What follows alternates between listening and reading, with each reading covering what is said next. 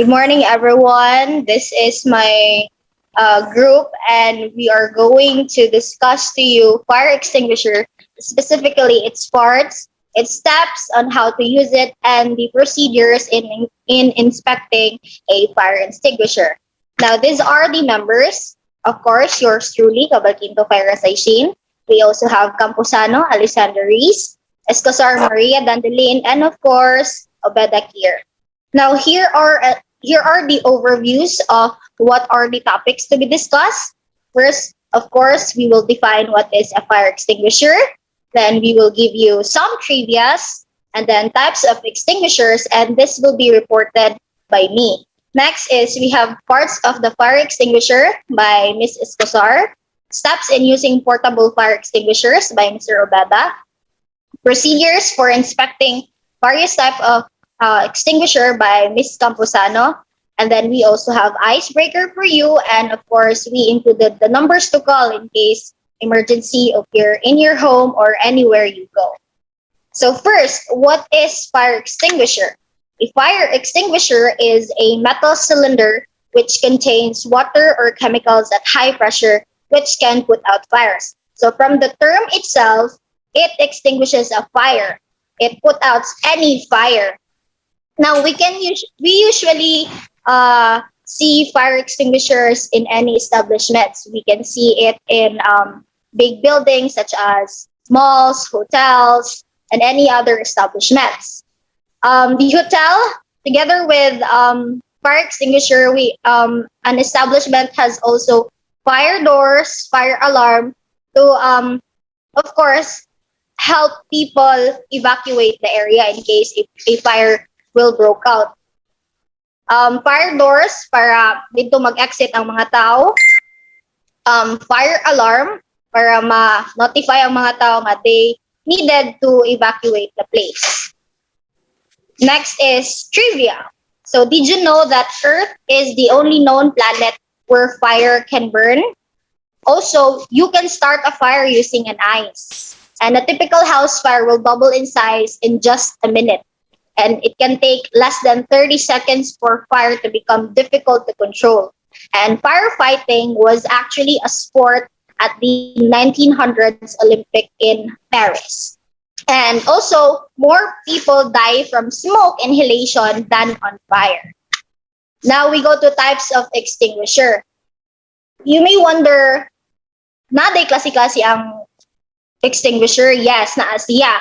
Magdepende siya sa kung unsay content sa fire extinguisher, unsay naa sa sud.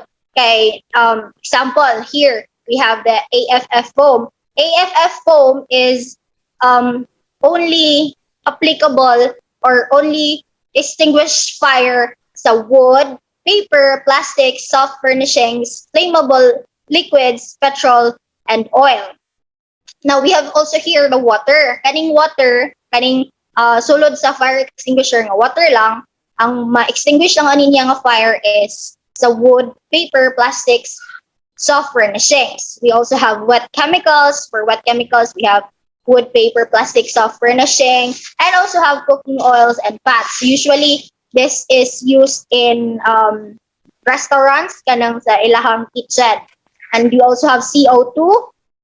This is applicable in flammable liquids, petrol, oil, etc. And electrical apparatus, computers, phone, chargers, etc. Now, in dry powder, we have here the wood, paper, flammable liquids, flammable gases, the A, B, C, and the E. And then the last one is L2 and M28 powder. So kani siya, applicable only siya sa metals, aluminum, magnesium, titanium, and swarf, etc. Now we go to the next reporter, please. So hello, I'm Maria Dandelin Escosar, and I'm going to tackle about parts of the fire extinguishers. So first, the parts of fire extinguishers have 5. The first one is valve assembly, nozzle hose, propellant, cylindrical tanks, extinguishing agents. Here are the parts. So the first one is valve assembly. So valve assembly is to control or regulate flow of the extinguishing agent. It consists of machined body made of metal bar stock on the lot. A handle that allows for grasping and lifting and transporting the extinguisher. A metal locking pin to prevent against accidental discharge. Tamper seal to keep the locking pin from falling out. Release lever through which the agent is drawn up for expulsion. So meaning ang valve assembly is mao na siya ang mo-regulate or mo-control sa pagflow sa fluid. And sa valve assembly we have a handle. So ang handle makita nimo ang kanang naa sa picture, naa sa ang photo. So sa metal ring kay para maka-prevent pud siya og accidental discharge. Sa tamper seal kay para ma-prevent siya ang locking pin, ma-prevent siyang or mawagtang, ma-fall out siya. So sa release lever kay mo na siya ang the agent na mo drawn up for expulsion. So the second one is nozzle or hose. Next page, please. So sa nozzle or hose, it directs the direction of the extinguishing agent as it leaves the tank. A hose typically found on extinguishers that are heavier than 3 kilograms. Further allows refined directing of the flow as it leaves the extinguishers. So sa nozzle hose, makita man nato kaybaw man jud tanong kung unsang hose nga mao na siya sa fire extinguisher, mao na siya ang ato ang ginagamit para kanang diha mo gawas ang extinguishing agent nga ginagamit. It is foam or water, depende sa classes nga sa fire nga ato ang masugata. So the third one is propellant. Propellant, or also known as inside tank, a gas whose function to expel the extinguishing agent from the fire extinguisher. In stored pressure fire extinguishers, the propellant is stored in the same chamber as the fire extinguishing agent. In cartridge-operated fire extinguishers, the propellant is contained in the separate cartridge that is punctured when activated, exposing the propellant to the extinguishing agent. So sa propellant, mo na siya ang sulod sa tank. Like, a gas whose function is to expel the extinguishing agent. So the fourth one is cylindrical tanks. Cylindrical tanks, it is the flat on the bottom and dome shape on top.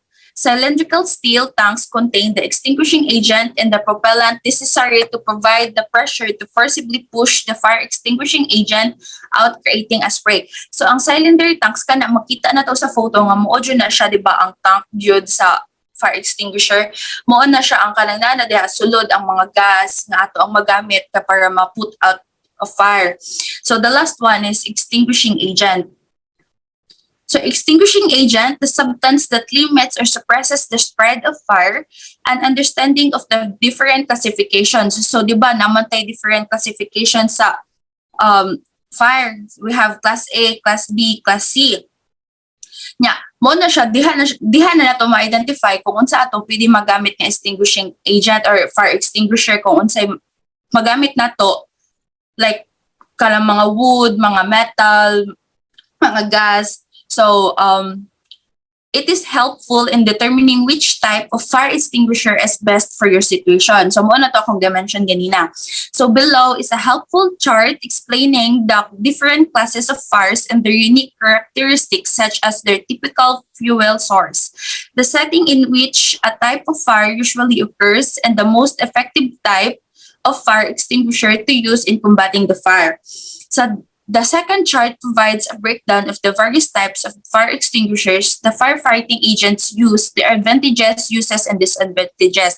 So, sa extinguishing agent, diha na to ma-identify if unsa atohang gamiton nga fire extinguisher, if makita na to kung unsa na siya, unsay cause ana nga fire, like wood ba siya or metal ba siya, or kanang like example sa mga tank. Depende sa classes sa fire.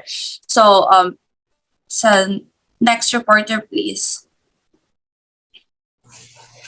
So, good morning everyone. My name is Kerobeda and I am here to tackle about the steps in using portable extinguisher. So preventing fire is everyone's job. We all need to be alert to anything that could cause a fire and take responsibility to report any problem areas so they can be corrected.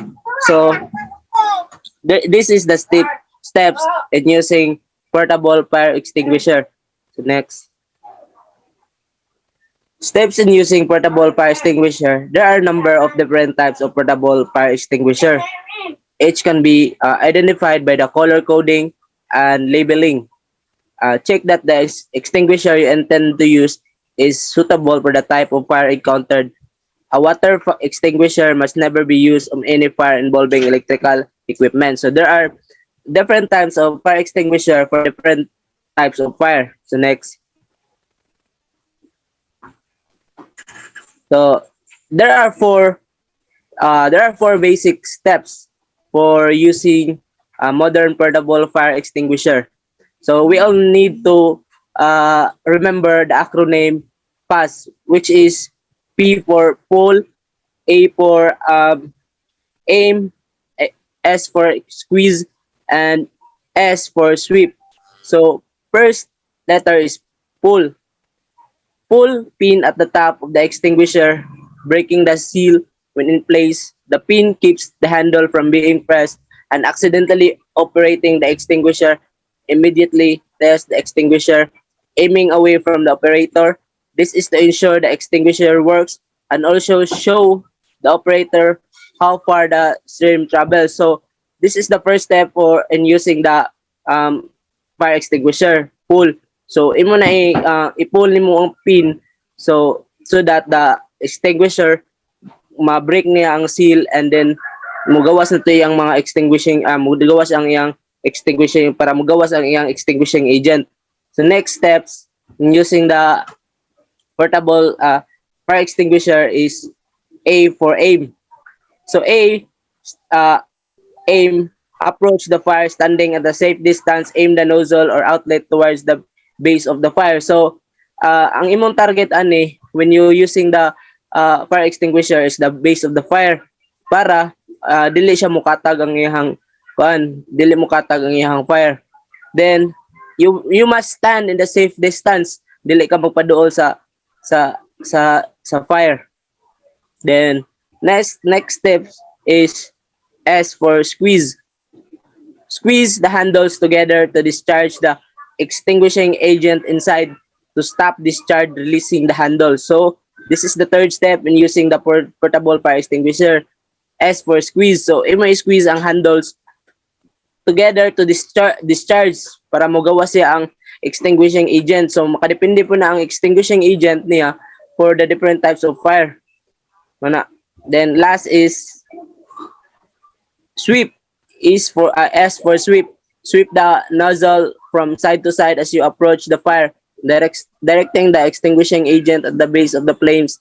After an A-class fire extinguish, probe for smoldering hot spot that could reignite the fuel. So this is the last step in using the portable extinguisher. So S for sweep. So sweep the nozzle from side to side. So imo sweep ang nozzle from side to side, directing the extinguishing agent and the blaze of the flame. So mao na siya. S for sweep. So after that kanang dili lang kana ang imong hinumduman. If mahimo na nimo tanan ang acronym PAS, do not turn your back from the fire. So dili nimo biyaan ang fire hanto dili siya totally nga mawala. So wait for 30 seconds if safe to do so to ensure you have put out the fire. If not done the first time, evacuate the building. So after, report to the fire marshal and or engineer regarding your attempt to extinguish the fire and the outcome of your attempt. So that's all for the steps in using portable fire extinguisher. Next reporter, please.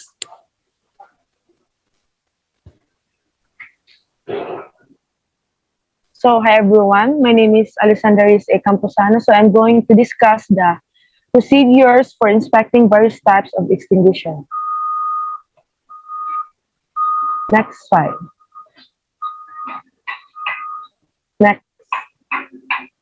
So there are 8 steps to procedures for inspecting various types of extinguisher. So step 1 is knowing your fire extinguisher. Before inspecting your fire extinguisher, it is important to know the terminology of the parts being inspected. Um, an ABC fire extinguisher is able to be used on fires of types A, B, and C. So matugani discuss ni na discuss to ni Joy o ni Fire na adyo siya different types of fire extinguisher. So ang type A sa fire extinguisher kay para siya sa wood and paper. Then ang type B na kanang fire extinguisher is para na siya sa flammable liquids and gases. And sa type C kay para na siya sa electrical. So mao na naadyo siya different na fire extinguisher. You need to know the kuan jud fire extinguisher before ka mukuan og fire. Next slide. Step 2 is the maintenance or inspection tag. So verify the extinguisher has a maintenance or inspection tag or record. Check the tag or record to ensure the extinguisher has been inspected on a monthly basis and that the inspection has not been yet done before the current month. So, ang fire extinguisher kay need siya na siya maintenance every month.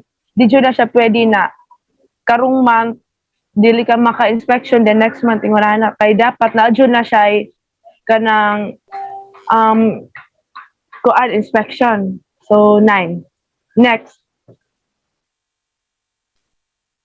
So step 3 kay gauge in the green. Check the gauge to ensure the needle point to the green area. This lets the operator know that the extinguisher is fully charged and ready for use.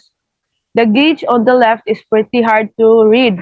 If the yellow arrow is not in the green, the extinguisher will need to be replaced or some cases can be refilled at your local fire department. So, dito sa fire extinguisher, na-adjud kay makita katong circle, then na siya dihay green o yellow. If ang kanang yellow na needle kay wala siya sa green na area, so it means kanang ang fire extinguisher kay nagamit na or dili na siya fully charged. So dapat before nimo mo gamit sa fire extinguisher, imo siya i-sure na katong needle na adyo siya sa green area. So next, the step 4, safety pin in place. Make sure the pin is in place so that the extinguisher does not accidentally discharge while being handled. Some extinguishers have plastic security tag that keeps the pin from falling out or being accidentally pulled while being handled. If the security tag is missing, you can use a zip tie to ensure the pin does not fall out. If the pin is missing, it will be an indicator that the extinguisher has been used. So, our safety pin in place, kanang make sure nimo na ang pin kay naa siya kanang safety tag kay kung wala it means nagamit na siya or kung wala jud siya kanang safety tag or wala na siya pin di na siya magamit so need na siya na ilabay na or ilisan na. So next, hefting. Step 5 is hefting. Moto gani akong na-discuss ganiha kung katong green na siya yellow na needle sa center fully charged. Pero are, kanang sa hefting, just because the needle in the green does not always mean na fully charged. To ensure the extinguisher is full, heft or pick it up, you shall be able to feel the weight of the agent inside. If you do not feel the agent move inside the cylinder, it could either be old or no longer move freely in the cylinder or there is no longer agent inside the bottle. So, katong gani akong gi-mention ganina, katong kung naay green na naay yellow needle sa inside katong green sa fire extinguisher kay ready to use na siya o fully charged. Pero, a research sa hefting, dili tanan na kanang naay green dito sa kuan fire extinguisher kay it means fully charged. Kinahanglan nimo siya kanang alsahon nimo nya imo siya i-feel kung naa siya sulod or wa. Kay base naa siya green pero nagamit na day siya. Irreplaceable gihapon siya. So, ilisan na dyan siya. So, next. Dents and damage. Sa step 6, kay dents and damage. Check the fire extinguisher cylinder for any dents, puncture, corrosion, or any type of physical damage. If there any type of damage to the cylinder, the fire extinguisher shall be replaced. Operating a fire extinguisher that is damaged or corroded can be extremely dangerous and possible explode since the contents are under pressure. So ari sa step 6 kay kung naa kay makita sa kanang fire extinguisher na murag nagtaya na siya or naa siya leak, di na dyan na siya pwede gamiton. I-replace na dyan na nimo na kay pwede impossible siya na pwede siya mubuto kay maulagi na siya leak, na siya yung mga taya-taya. So di na siya pwede gamiton. Ilisa na dyan siya. So next slide. Step 7, the hose. Check the hose for cracks, leaks, breaks, and security to the cylinder. Look inside the hose and nozzle of the extinguisher to ensure there are no obstruction of plugs. If you find a problem with the hose, the extinguisher will need replaced, or in some cases, only the hose will require replacement. So, kanang imo sad i-check ang hose kung naa siya problema. If kung naa na siya problema, pwede man dili ang extinguisher ang ilisan, pwede ra ang hose mismo ang ilisan dito sa fire extinguisher. Next. Step 8 is the operating instruction. Make sure the operating instruction on the fire extinguisher are clear and legible. If they are not, the fire extinguisher will need to be replaced. Do not try to create instruction on your own. So, ari sa operating instruction kay kanang di ba makita man ninyo sa fire extinguisher na ama na siya the steps or kanang moral suwat. If dili na siya diha mabasa or kanang labo na gani siya or kulang-kulang, you need to kuan na jud na kanang replace or kay bawal ka maghimo-imuhang kuan instruction. So ilisan na jud na siya. Next. Step 9 is document. On the maintenance or inspection tag, document for the month and year the inspection was completed using your initials. If the tag has no more available boxes to show current inspection, replace the tag. Tag can be picked up at your local fire department or printed of the internet. So kung moto kung giingon ganiha na murag na siya maintenance or inspection every month jud na, every month and year. Dapat kompleto jud na siya 12 months. Then kung wala ka nang puno na ang boxes, kanang pwede man na siya mailisan ang tag, mangayo lang ka dito sa local fire department or magprint na lang ka og imuha. That's all for my report. Next reporter, please.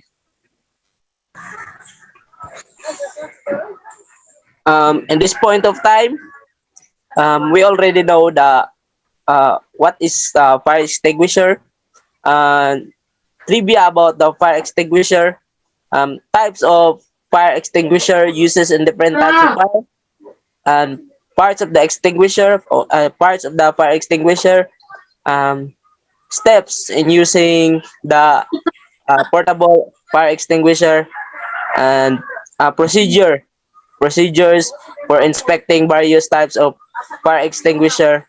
Now, we will go to the icebreaker for to know us more what is the fire extinguisher. So first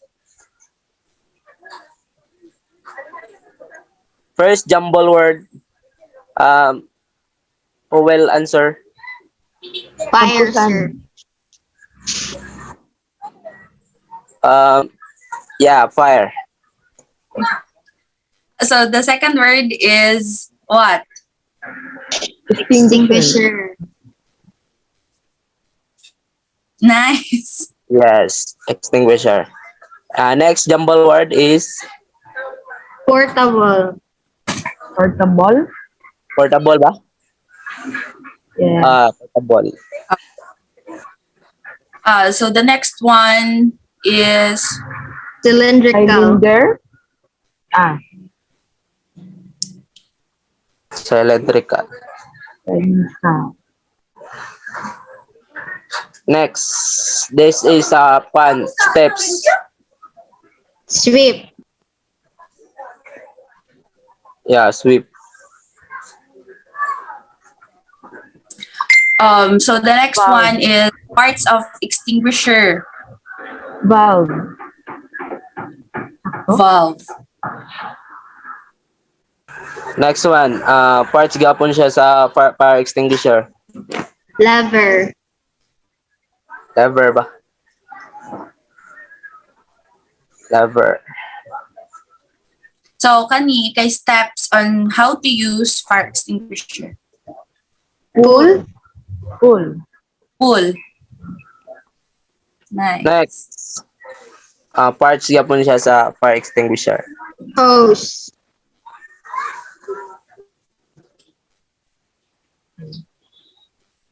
Oo. Parts gihapon. Pin. The most important. So, very good no sa atong jumbled words. So, next. So, next is in case of emergency, these are the numbers to call kung naay sunog. Next one. First is the National Emergency Hotline in the Philippines called Dial 911. Next one is the National Police Hotline 117 or 02 or 8722-0650. In the Philippine Red Cross, you can call 143 or 8527-8385-295. Last one is the Bureau of Fire Protection 8426-0219 or 8426-3812. Pero kung inyuhang balay kay kanang doon lang gani sa barangay hall, then inyong barangay hall kay naa sila bumbero dito, pwede rasad na kung mauto inyo ang itawag or i-contact kay para mas dali mo responde inyong sunog. That's all. So the slide ends here. Thank you for listening to our topic, which is fire extinguisher. And I hope you learned something. Thank you. Thank you. Thank you. Yeah.